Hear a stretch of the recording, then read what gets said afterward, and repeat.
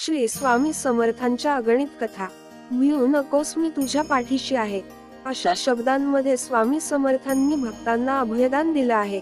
निर्भीडता, स्पष्ट वक्तेपणा आणि आत्मीयता यामुळे लाखो भक्तांना स्वामी समर्थांनी आपलेसे केले।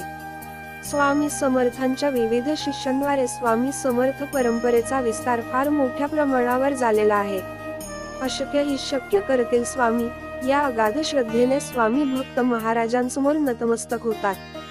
दत्त संप्रदायात श्रीपाद श्रीवल्लभ आणि नृसिंह सरस्वती हे दत्तात्रेयांचे पहिले व दुसरे अवतार म्हणून समजले जात। श्री स्वामी समर्थ हे नृसिंह सरस्वतीच होत, म्हणजे दत्तावतार होत। श्री गुरुचरित्रात प्रत्येक अध्यायात त्यांच्या अनेक अवतारांची महती वर्णली आहे। श्री गुरुचरित्राचे पारायण आणि मनोभावे सेवा करताना अंतःकरण शुद्ध असावे। मुग्यांचं वारुळ आणि स्वामी। आंध्र प्रदेशातील श्रीशैल्य पर्वतावर प्राचीन काळापासून प्रसिद्ध असलेल्या कर्दळीवनातील निबिड अरण्यात एकांतस्थळी श्री स्वामी समर्थ काष्ठ समाधीत निमग्न होते। शरीरावर लता, वेली, झुडपे आणि मुग्यांचं वारुळही झालं, मात्र त्यांनी समाधी भंग केली नाही। एके दिवशी एका लाकूड तोड्याने वारुळावरील वेलीवर लाकडे तोडताना घाव घातला। तो घाव वारुळ फोडून श्री स्वामी समर्थांच्या मांडीवर बसला। त्या पाठोपाठ मांडीतून रक्ताची चिळकांडी उडाली। लाकूड तोड्या भयभीत झाला। इतक्यात त्यांची समाधी भंग पावली। ते देहभानावर आले। लाकूड तोड्यास अभयदान दिले। तपस्या संपवून इथूनच श्री स्वामी समर्थ विश्वकल्याणासाठी बाहेर पडले।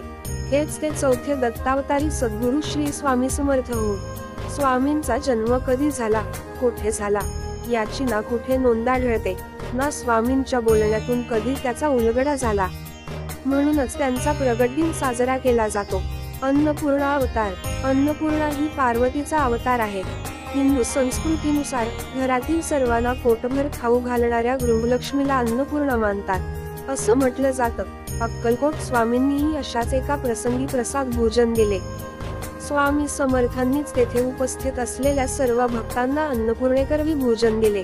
श्रीपाद भट यांच्यासारख्या फार थोड्यांना प्रत्यक्ष अन्नपूर्णेचे प्रत्यक्ष दर्शन घेण्याचे भाग्य लाभले, असे सांगितले जाते।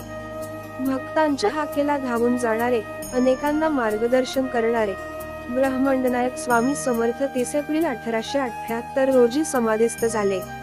आजघडीला अनेक ठिकाणी स्वामी समर्थांचे मठ स्थापन करण्यात आले असून अनेक स्वामी भक्त नित्यनेमाने स्वामींची सेवा करीत असतात।